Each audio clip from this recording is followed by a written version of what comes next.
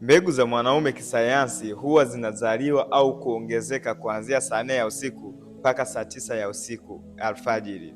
Sasa kama itatokea wewe mwanaume haulali kisa maumivu ya bawasiri, miwasho, unapitia hizi hali kuanzia saa 4 mpaka saa 9, tafsiri yake ni kwamba wewe hujazalisha homoni yoyote ambayo inaweza ikaendelea kulinda wanaume wako.